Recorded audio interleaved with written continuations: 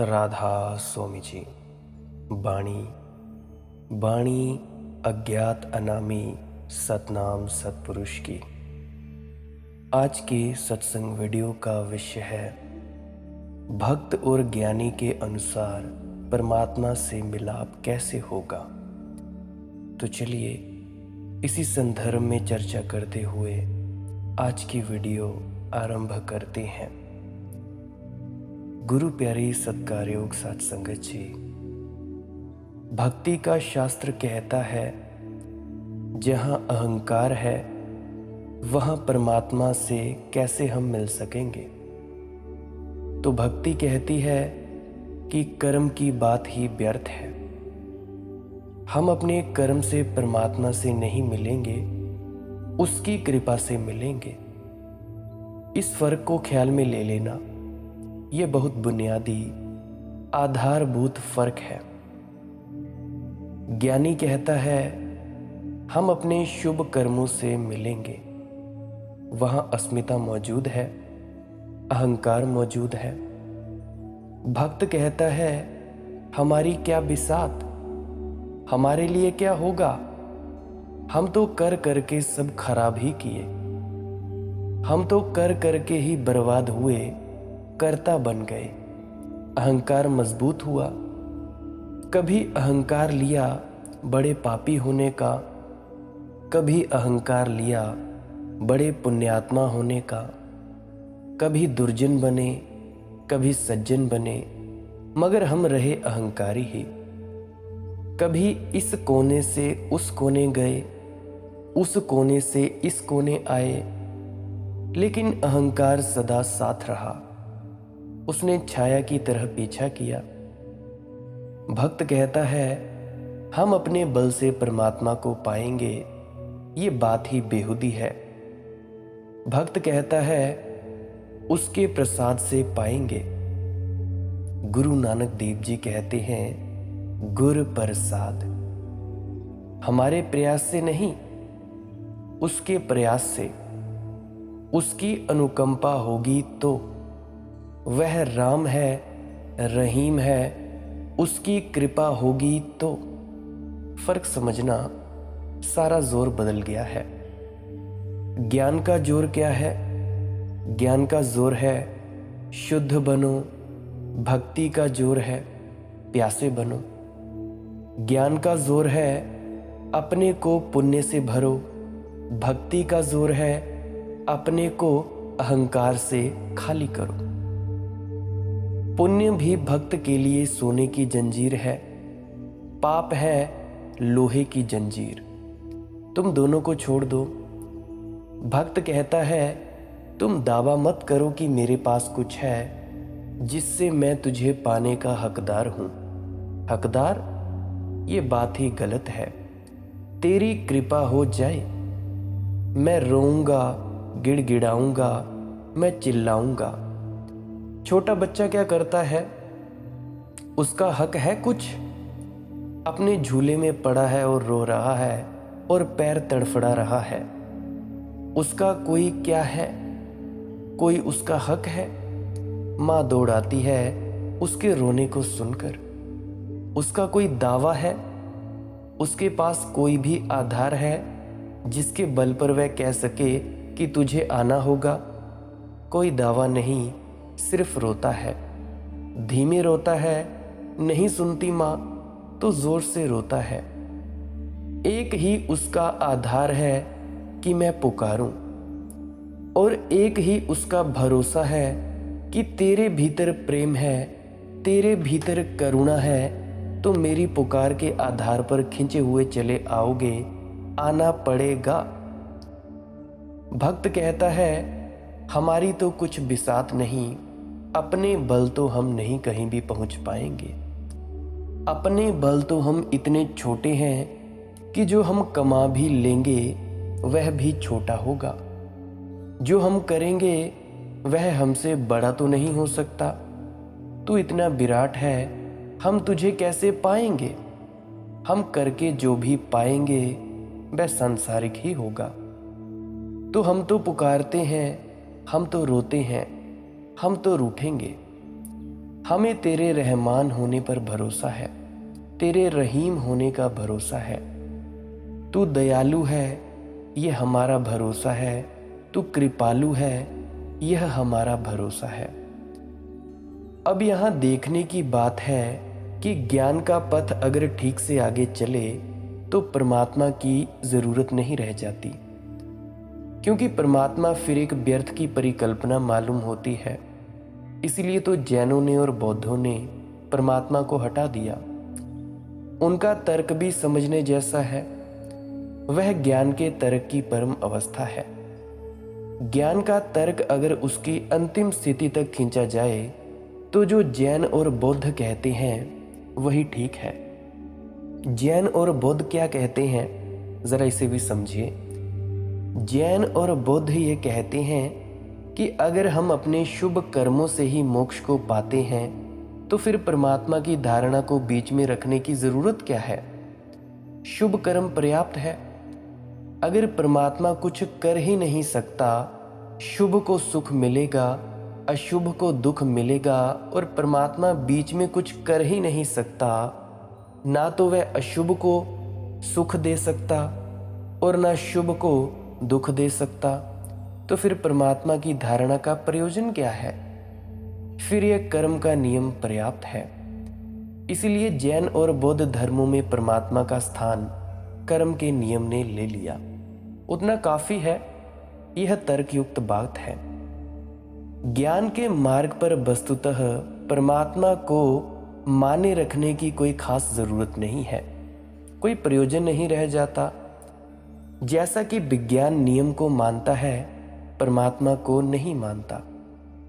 मानता है कि जमीन में गुरुत्वाकर्षण का नियम है, तुम पत्थर को ऊपर फेंकोगे, जमीन उसे खींच लेगी।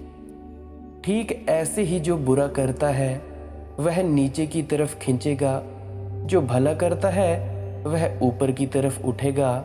यह नियम है। अब और किसी परमात्मा को बीच में लेना ठीक नहीं है, जरूरत भी नहीं है। खतरा है लेने में, क्योंकि अगर परमात्मा बीच में रहेगा तो कभी ना कभी कुछ गड़बड़ कर सकता है। जहां व्यक्ति है वहां भरोसा करना मुश्किल है। हो सकता है किसी पर दया खा जाए, हो सकता है किसी को अपना समझ ले, किसी को पराया समझे। तुम देखते हो ना, न्यायाधीश है अदालत में, जज है, इसीलिए न्यायाधीश के कारण पूरा नहीं हो पाता।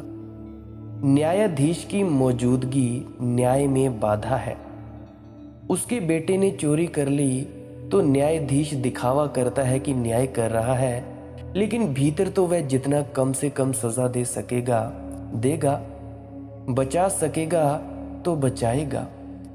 उसके दुश्मन के बेटे ने चोरी कर ली तो जितनी ज्यादा सख्त सजा दे सकेगा देने की कोशिश करेगा।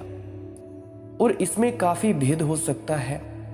जिस दंड के लिए 5 साल की सजा हो सकती है, उसी दंड के लिए 10 साल की भी सजा हो सकती है। फर्क तो हो ही सकता है। तरकीब निकालकर माफ भी किया जा सकता है, तरकीब निकालकर उलझाया भी जा सकता है, फंसाया भी जा सकता है। तो न्यायाधीश की मौजूदगी न्याय में सहयोगी नहीं है, हमारी मजबूरी है, इसीलिए न्यायाधीश को रखना पड़ता है। जिस दिन कंप्यूटर ये काम कर सकेगा उस दिन न्याय ज्यादा पूरा होगा। कंप्यूटर की मशीन वहां होगी, उसका ना तो कोई बेटा है, ना कोई पत्नी है, ना कोई भाई है, निष्पक्ष मशीन है। जिस दिन मशीन निर्णय देने लगेगी उस दिन न्याय में कोई अड़चन होगी, न्याय सीधा साफ होगा। आज आप देख सकते हो बहुत से एआई आ गए हैं, चैटबॉट्स। चैट जीपीटी का वर्जन आया है GPT-4, वो भी अच्छा खासा बता देता है जो भी आपको पूछना होता है एआई से। खैर, इन सब से दूर मैं अपने विषय की तरफ बढ़ता हूँ। तो जैन और बौद्ध कहते हैं ईश्वर को मानने में खतरा है, क्योंकि हो सकता है कि कोई आदमी खूब गिड़गिड़ाता रहा, प्रार्थना करता रहा, पूजा करता रहा, आरती दीप उतारता रहा और इनको किसी तरह प्रसन्न कर लिया, और एक आदमी जिसने कभी इनकी तरफ देखा नहीं, कभी मंदिर न गया, कभी पूजा न की, कभी प्रार्थना की, लेकिन शुभ कार्यों में लगा रहा है, तो खतरा है। खतरा क्या है? खतरा यही है कि जो प्रार्थना करता था, गिड़गिड़ाता था, हो सकता था शुभ कार्यों में ना भी लगा रहा हो, खुशामद की वजह से। स्तुति का मतलब खुशामद होता है, प्रार्थना का मतलब खुशामद होता है। ज्ञानी के मार्ग पर प्रार्थना और स्तुति खतरनाक बातें हैं। इसीलिए जैन और बौद्ध धर्मों में प्रार्थना की कोई जगह नहीं है, ध्यान की जगह है, प्रार्थना की कोई जगह नहीं है, स्तुति का कोई स्थान नहीं है। शांत हो जाओ, लेकिन प्रार्थना किससे करनी है, किस लिए करनी है? ये भगवान के मंदिर में जाकर भोग किस लिए चढ़ाना है?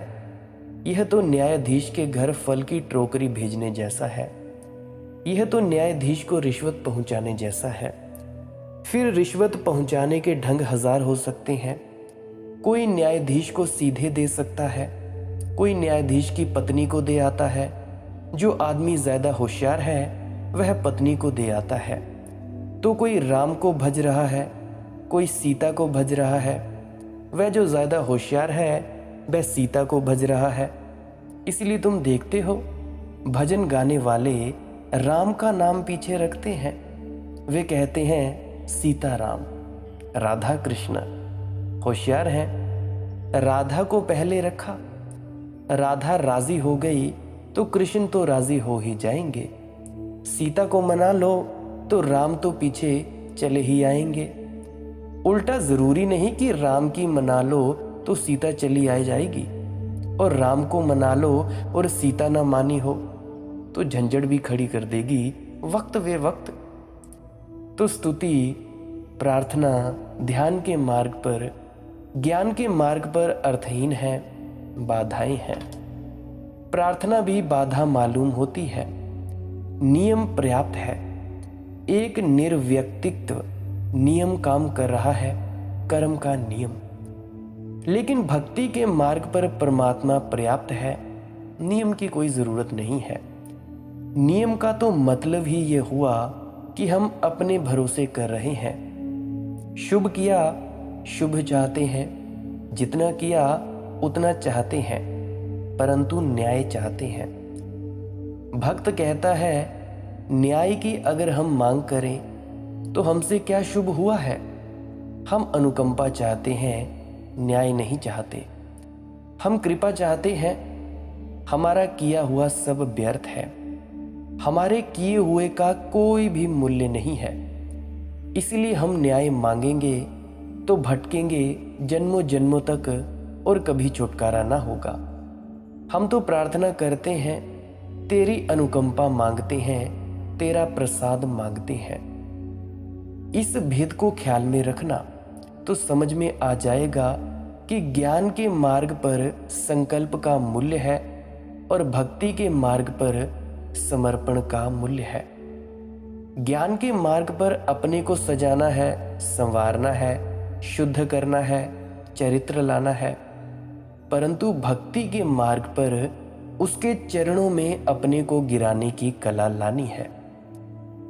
अंधेरी रात में दीपक जलाए कौन बैठा है? उठी ऐसी घटा नभ में, छिपे सब चांद और तारे। उठा तूफान वह नभ में, गए बुझ दीप भी सारे। मगर इस रात में भी लो लगाए कौन बैठा है? अंधेरी रात में दीपक जलाए कौन बैठा है? ऐसे तो अंधेरी रात है, ऐसे तो अहंकार का गहन अंधेरा है। ऐसे तो पाप ही पाप हमसे हुए हैं, पुण्य हमसे क्या हुआ? और जिसको हम पुण्य कहते हैं उसमें भी तो हमारा पाप ही छिपा है। तुमने अगर कुछ रुपए दान किए, मंदिर में बनवा दिया, तो तुम सोचते हो पुण्य हुआ। वे रुपए आए कहां से थे? वे रुपए तुमने शोषण किए थे। उस रुपए में भी पाप छिपा है। दानवीर होने के लिए पहले शोषक होना जरूरी है। दान के लिए रुपया चाहिए ना? पहले चोरी करो, छीना झपटी करो, लोगों की गर्दन काटो, फिर दान करो।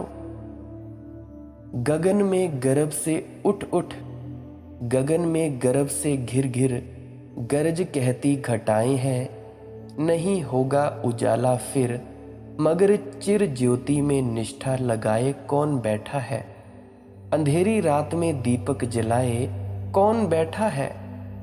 तुम पुण्य क्या करोगे, पुण्य करने में भी पाप छिपा है तुम्हारा। बड़ी अंधेरी रात है।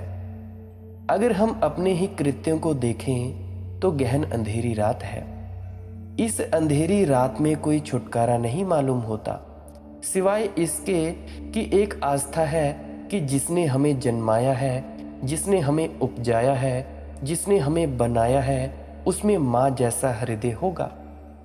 जिससे हम पैदा हुए हैं उसमें हमारे प्रति प्रेम होगा, करुणा होगी, प्रति लगाव होगा हमारे।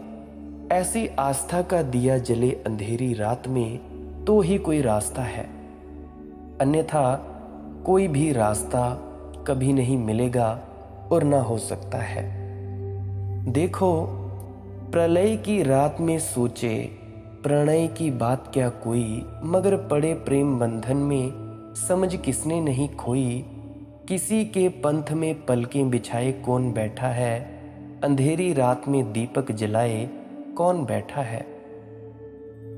एक प्रेम के पंथ में एक प्रेम की आया मग दिया जलता है, प्रार्थना में दिया जलता है, इस भरोसे में दिया जलता है कि जिससे हम पैदा हुए हैं वह हमारे प्रति निरपेक्ष नहीं हो सकता। जिससे हम आए हैं उसका हमारे प्रति जरूर कोई सूत्र लगाव का बाकी होगा, और इस बात के लिए हजार हजार प्रमाण हैं। अभी अगर मैं आपको एक बात बताऊं, एक चिड़िया ने छोटे से वृक्ष में 2 अंडे रखे हैं, तो दिनों तक अंडों को बैठी सेती रही। 24 घंटे हमारे घर के पास ही है, ना तो उसने फिक्र की अपनी भूख प्यास की, हटी ही नहीं। किस गहन प्रेम में, किस भरोसे। फिर जैसे ही बच्चे अंडों से निकल आए, भाग दौड़ में लगी है, तब से लाती है खाना, बचाती है, बच्चों के मुंह में डालती है, खिलाती है। दिन भर ये चल रहा है, खुद खाने की अभी भी फुर्सत नहीं दिखाई पड़ती उसे। हमारे घर के सामने ही वृक्ष है, वहां पे 2 अंडे हैं, खुद खाती भी है, यह भी नहीं दिखाई पड़ता। किस प्रबल प्रेम में ये सब चल रहा है। मगर हम जीवन में चारों तरफ आंखें उठाकर देखें तो हम हर जगह पाएंगे प्रबल प्रेम है। जहां माँ है वहां प्रेम है। इसीलिए माँ को अगर हमने इस देश में अपरिसीम गौरव दिया, गरिमा दी, तो उसका कोई कारण था। उसका कारण सिर्फ इतना ही नहीं था कि माँ, उसका कारण बहुत गहरे में यह है कि माँ का सूत्र ही धर्म का सूत्र है। परंतु अब की माएँ क्या करती हैं, बहुत कुछ कर जाती हैं, बच्चों को छोड़ जाते हैं। वो मातृत्व का भाव अब की स्त्रियों में रहा ही नहीं। ज्यादा नहीं तो 60 से 70% स्त्रियों में मातृत्व का भाव मर चुका है। बुरा मत मानना, परंतु ये सत्य है। हम पैदा हुए इस जगत में तो परमात्मा हमें सब तरफ से घेरे हुए है, हमारी चिंता फिक्र कर रहा है। इस भरोसे में ही दिया जलता है, अन्यथा दिया नहीं जलता। तो भक्त क्या कहता है? भक्त कहता है, हमारा भरोसा हम पर नहीं है। हम पर तो हमारा भरोसा है ही नहीं। हमने तो अपने पर भरोसा करके बार बार देखा और गड्ढे में गिरे। जब भरोसा किया तभी गड्ढे में गिरे। जब अकड़े, जब सोचा कि मैं हूं, तभी भूल हो गई। तो भक्त कहता है, अब हम विराट पर भरोसा करेंगे, परमात्मा पर भरोसा करेंगे। इसीलिए भक्त के मार्ग पर श्रद्धा पहली शर्त है। श्रद्धा ना हो सके तो कदम ही ना बढ़ेगा, हो सके तो ही कदम बढ़ेगा। ज्ञान के मार्ग पर श्रद्धा पहली शर्त नहीं है। तुम संदेह से भी आगे बढ़ सकते हो, कोई अड़चन नहीं है। और दुनिया में जिन लोगों को श्रद्धा सहज है उनके लिए मार्ग है भक्ति का। जिनके लिए संदेह करना, डाउट करना, प्रश्न करना सहज है, उनके लिए ज्ञान का मार्ग सुगम है। अंत में वे दोनों एक ही जगह पहुंच जाते हैं, लेकिन उनके यात्रा पथ बड़े अलग अलग हैं। भक्त की प्रतीति अपनी कम परमात्मा की ज्यादा है। तुम गा दो मेरा गान अमर हो जाए, मेरे वर्ण वर्ण विशृंखल। चरण चरण भरमाए, गूंज गूंज कर मिटने वाले, मैंने गीत बनाए। कूक हो गई हुक गगन की, कोकिल के कंठों पर। तुम गा दो मेरा गान अमर हो जाए। भक्त कहता है मैं गाऊंगा, कुछ होगा नहीं। जरा सी लहर उठेगी, खो जाएगी, क्षण भंगुर होगा परिणाम। भक्त कहता है मैं गा भी नहीं पाता कि वे शब्द मिट जाते हैं। मैं बना भी नहीं पाता कि वे बिखर जाते हैं। पानी पर खींची रेखाएं हैं मेरे सारे कृत्य और गायन। मैं ही क्षण भंगुर हूं, मैं ही सीमित हूं, तो मेरा कृत्य तो कैसे असीम होगा, कैसे शाश्वत होगा, कभी हो ही नहीं सकता। भक्त कहता है मैं अपने में ना कुछ, तुम छू दो मेरा प्राण अमर हो जाए। भक्त कहता है मैं तो सूना हूं, शून्य हूं, तुम्हारा आंकड़ा मुझ पर बैठ जाए, मेरे सामने बैठ जाए तो मुझ में मूल्य आ जाए। मेरा अपना कोई मूल्य नहीं है, मैं निर्मूल्य हूं। तुम जिस यात्रा में मेरे साथ हो उतना ही मेरा मूल्य है। तुम गा दो मेरा गान अमर हो जाए। यह जो प्रतीति है स्पष्ट हो जाए तो हमें बाबा मलुकदास जी की भाषाएं भी समझ में आ जाएंगी, उनके सूत्र समझ में आ जाएंगे। जैसा कि हमने अभी बाबा मलुकदास जी की वाणी को समझना शुरू किया है। बड़े अनूठे सूत्र हैं उनके। कह रहे हैं भील कद करी थी भलाई, जिया आप जान। फील कद हुआ था मुरीद कहूँ किसका। कहते हैं बाबा मलुकदास भील कद करी थी भलाई, जिया आप जान। याद दिलाते हैं भगवान को कि जरा सुनो, वाल्मीकि ने किसका भला किया था। लुटेरा था, हत्यारा था, तुम्हारा नाम भी कभी सीधा सीधा नहीं लिया। राम राम जपने की जगह मरा मरा जपता रहा। भील कद करी थी भलाई, जिया आप जान। तुम्हें याद है, तुम्हें ख्याल है कि उस भील ने कभी कोई भलाई की थी किसी की। उस बाल्या भी के नाम कोई भी पुण्य की कथा है? कोई कथा नहीं है। बाल्या भील हत्यारा ही था, लुटेरा ही था। कहानी तुम्हें पता है कि नारद निकल रहे हैं और बाल्या उन्हें लूटने को आ गया है। लेकिन नारद कुछ अनूठे व्यक्ति हैं। बाल्या अपनी तलवार निकाल लेता होगा, लेकिन नारद हैं कि वे अपनी बीणा बजाए ही चले जा रहे हैं। वह उनके सामने खड़ा है हत्या करने को और उनकी वीणा रुकती नहीं। तो पूछता है तुम पागल तो नहीं हो? क्योंकि मैंने दो तरह के लोग देखे हैं। एक जो मेरी तलवार देखकर तलवार निकाल लेते हैं और संघर्ष के लिए आतुर हो जाते हैं। दूसरे जो मेरी तलवार देखकर भाग खड़े होते हैं। मगर तुम तीसरे तरह के आदमी मालूम पड़ते हो। तुम पहली दफा मिले हो, ना तुम भाग रहे हो ना तुम तलवार निकाल रहे हो। और ये क्या लगा रखा है? बंद करो, ये तुम बीणा क्यों बजाए जा रहे हो? और नारद हंसते हैं और बीणा बजाए चले जाते हैं। बाल्या चकित है। यह नए आदमी से मिलन हुआ। इस आदमी में डर ही नहीं है। ना तो यह दूसरे को भयभीत करना चाहता है, ना खुद भयभीत है। संत कबीरदास जी कहते हैं कि भाई ना किसी से दोस्ती, ना कोई मेरा दुश्मन, ना कोई बैरी ना दुश्मन, ना किसी से दोस्ती। ये आदमी किसी और कोटि का है। ऐसी कोटि से बाल्य का कभी मिलना ना हुआ था। तो वह भी खड़ा होकर सुनने लगा यह गीत।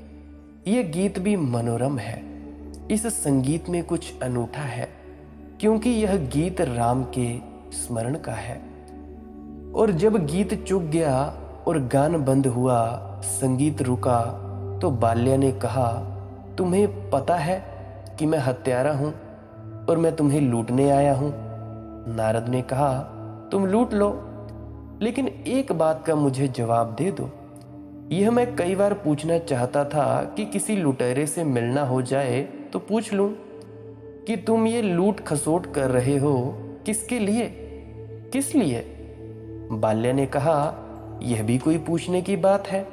मेरी पत्नी है, बच्चे हैं, माँ है, पिता है, उनके लिए। नारद ने कहा, तो एक ऐसा काम करो, उनसे पूछ आओ कि इस सब का जो पाप तुम्हारे सिर गिरेगा, क्या वे इसमें भागीदार होंगे? बाल्या हंसने लगा। उसने कहा, तुमने मुझे समझ क्या रखा है? मैं घर गया, तुम नदारद हो जाओ। तो नारद ने कहा, तुम ऐसा करो, मुझे बांध दो इस वृक्ष से भली भांति, ताकि मैं भाग ना सकूं, पर तुम घर हो आओ। बात तो बाल्या को जंची। सोचा तो शायद उसने भी कभी कभी होगा, कौन नहीं सोचता है। अगर तुम चोरी कर रहे हो अपने बच्चों के लिए, अगर तुम बेईमानी कर रहे हो, दुकान पर 20 की चीज 1000 में बेच रहे हो अपने बच्चों के लिए, तो कभी कभी तुम भी सोचते नहीं क्या मन में कि भाई ये बच्चे अनुग्रह भी मानेंगे, ये बड़े होकर धन्यवाद भी देंगे क्या मेरा, ये बुढ़ापे में याद भी रखेंगे? तुम अगर अपनी पत्नी के लिए डाके डाल रहे हो, तो क्या तुम्हारे मन में ये कभी ख्याल नहीं आता होगा कि अगर सच में ही कर्म का सिद्धांत काम करता हो, तो मैं तो नरक में पड़ूंगा और मेरी पत्नी, क्या वह मेरे साथ होगी? क्योंकि कर तो मैं उसी के लिए रहा हूं। इस जगत में पाप तुम सदा दूसरों के लिए कर रहे हो, अपने लिए कौन पाप करता है? इतना पापी कोई भी नहीं है। ये जानकर तुम हैरान होगे, इतना पापी कोई भी नहीं है कि अपने लिए पाप करता हो। सभी लोग दूसरे के लिए पाप कर रहे हैं। पाप के लिए भी कम से कम इतना तो भरोसा चाहिए कि किसी के प्रेम में कर रहे हैं। पाप भी बिना प्रेम के नहीं हो सकता। पाप करने के लिए भी प्रेम का सहारा चाहिए। तुम चोरी भी कर सकते हो, हत्या भी कर सकते हो, डाके डाल सकते हो, इतना पक्का हो कि किसी के लिए कर रहे हो, किसी के प्रेम में कर रहे हो। प्रेम के बिना इस जगत में कोई कृत्य होता ही नहीं। बुरा कृत्य भी प्रेम के कारण ही होता है। मैं हमेशा कहता हूं, अच्छा और बुरा कुछ नहीं होता, केवल कर्म होता है।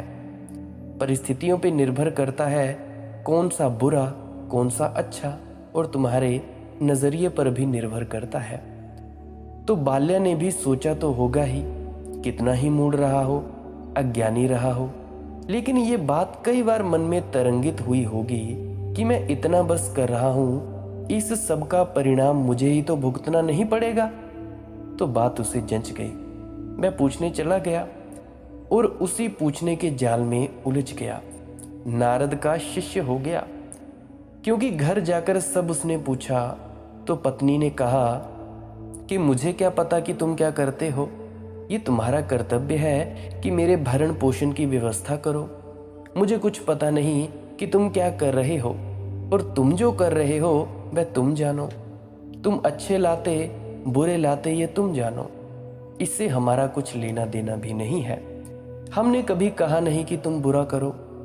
बूढ़े माँ बाप ने भी कभी कहा हम बूढ़े हो गए, अब ये कहाँ की झंझट तू हम पर लाता है कि हम इसमें भागीदार होंगे।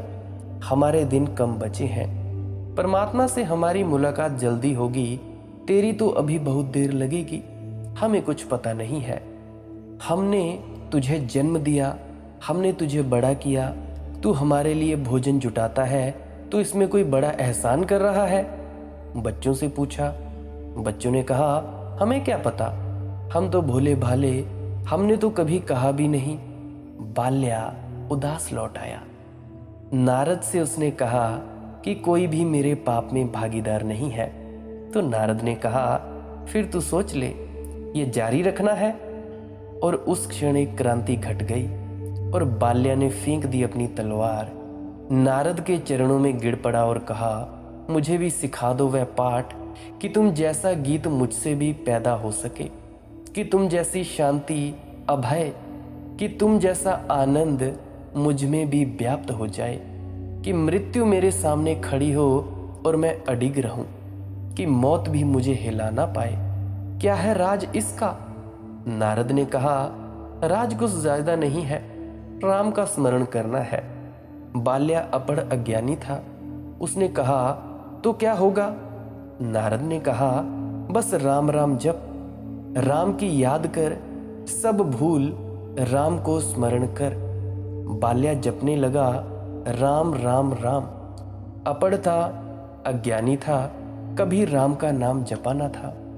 और अगर तुम भी जपोगे राम राम राम राम बहुत जोर से, तेजी से, त्वरा से, एक के पीछे दूसरा राम, तो धीरे धीरे तुम पाओगे कि शब्द जुड़ गए और राम की जगह मरा मरा की ध्वनि आने लगी।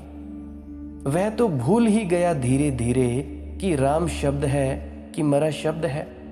मरा जपते जपते बाल्या ज्ञान को उपलब्ध हो गया। तो बाबा मलुकदास जी राम से कह रहे हैं, भील कद करी थी भलाई जिया आप जान। आपके जाने कुछ याद है आपको? कुछ होश हवास है? इस बाल्या भील को वाल्मीकि बना दिया, ऋषि बना दिया। ये मुफ्त हो गया। किस किताब में लिखा है तुम्हारे? कहाँ इसका हिसाब है? भील कद करी थी भलाई जिया आप जान। तुम्हें कुछ होश है कि कुछ भी किए चले जाते हो? फील कद हुआ था मुरीद कहूँ किसका। और कहानी है कि गजेंद्र गज हाथी फंस गया है एक मगर के पाश में। मगर ने उसका पैर पकड़ लिया है और उसने प्रभु का स्मरण किया और वह छूट गया। फीद कद हुआ था मुरीद कहूँ किसका। और मैं पूछता हूँ तुमसे कि ये जो हाथी था ये किसका शिष्य था? ये मुरीद कब हुआ था? इसने किसके शिष्यत्व ग्रहण किया? किससे गुरु मंत्र लिया? किससे नामदान लिया? किसके साथ साधना की? कौन इसका गुरु था? इनके हिसाब किताब कहाँ है? इतनी चर्चा सुनते सुनते न्याय न्याय और न्याय और कर्म का सिद्धांत सच्चाई कुछ और दिखाई पड़ती है। बाबा मलुकदास जी कह रहे हैं, गीद कद ज्ञान की किताब का किनारा दुआ। और वह जटायु, उसने कभी कोई किताब पढ़ी थी? कोई वेद पढ़ा था? गीद कद ज्ञान की किताब का किनारा छुआ। किताब की तो दूर, किताब का किनारा भी उसने कभी छुआ नहीं था। कौन सा ज्ञान था उसे जिसके सहारे वह मुक्त हो गया? इसके बारे में हम कल के वीडियो में चर्चा करेंगे। आज के लिए बस इतना ही, क्योंकि आधा घंटा हो चुका है। आप जी कहते हो कि 10 मिनट से लेकर 30 मिनट तक ही वीडियो होनी चाहिए, तो माफ़ी चाहूँगा अगर आप जी का मज़ा आनंद टूटा हो। और अगर आप जी का कोई प्रश्न हो तो आप जी टेलीग्राम पे जाएं और सर्च करें माली की मौज सत्संग। वहाँ पे आप अपना मैसेज छोड़ सकते हो, मैं आपको पर्सनल नंबर दे दूँगा। किसी को भी बात करनी हो तो मैं आपको पर्सनल नंबर दे सकता हूँ। वैसे ही अगर कोई प्रश्न हो तो वहाँ पे भी पूछा जा सकता है। और मेरी आपके चरणों में एक विनती है कि आप जी को अगर इस वीडियो से थोड़ा सा भी कुछ सीखने को मिला हो, आपको आनंद मिला हो, आपका मन शांत हुआ हो, आपके कुछ भ्रम दूर हुए हों, आपको आध्यात्म में आगे बढ़ने में मदद मिली हो, तो आप जी कृपया इस वीडियो को शेयर ज़रूर कर दिया करें। अपने मित्रों तथा परिजनों तक ज़रूर साझा कर दिया करें। व्हाट्सएप स्टेटस पे लगा दें इस लिंक को, अपने ग्रुप्स में शेयर कर दें। सारी सोशल मीडिया पर ऐप्स को जितनी भी है, इंस्टाग्राम है, ट्विटर है, फेसबुक है, जितनी भी एप्लीकेशन है सभी जगह शेयर कर दीजिएगा। क्या पता कोई भूले भटके इस राह पर आ ही जाए जिस राह पर आप चले हो। आपका कर्म है शेयर करना, कोई सुने चाहे ना सुने इसकी आपने चिंता नहीं लेनी है, ये आपने ज़रूर कर देना है। अगर आप जी इस चैनल को सब्सक्राइब करने में विश्वास रखते हैं तो कर सकते हैं, अन्यथा आप जी डेली सर्च ज़रूर कर लिया करें यूट्यूब पर माली की मौज सत्संग। जो भी नया सत्संग डला होगा सुबह 6 बजे से लेकर शाम के 6 बजे तक आप जी को मिल जाएगा। अगर ना मिले तो कृपया पुराना सत्संग अवश्य सुने। क्या पता पुरानी सत्संग वीडियोस में आपके सवालों के जवाब मिले हों। और डेली 2-2 3-3 सत्संग अवश्य सुने। क्या पता आपकी ज़िंदगी तब्दील हो जाए। 1 महीना लगातार 3-3 वीडियोस तो अवश्य सुने इस चैनल की। अगर ना ज़िंदगी तब्दील हो फिर अनसब्सक्राइब करके चले जाना, या इस चैनल को ब्लॉक कर जाना, या इस चैनल की तरफ मुंह भी उठाकर मत देखना। ये मैं आपको कह सकता हूँ। अगर आपकी ज़िंदगी तब्दील हो तो किसी और तक पहुँचाना, ना हो 1-1.5 महीने में तो आप जी ना सुनना इसको चुन सकते हैं। आपके भीतर परमात्मा को यही दुआ करता हूँ कि आप परमात्मा हो जाएं, आपकी चेतना जागृत हो जाए, आप जागृत अवस्था में चले आएं, भजन सिमरन करते रहें, गुरु के प्रति प्रेम प्यार और श्रद्धा बनाए रखें। अंत में आपके भीतर बैठे परमात्मा को प्रणाम करता हूँ। मेरा प्रणाम स्वीकार करें। राधा स्वामी जी।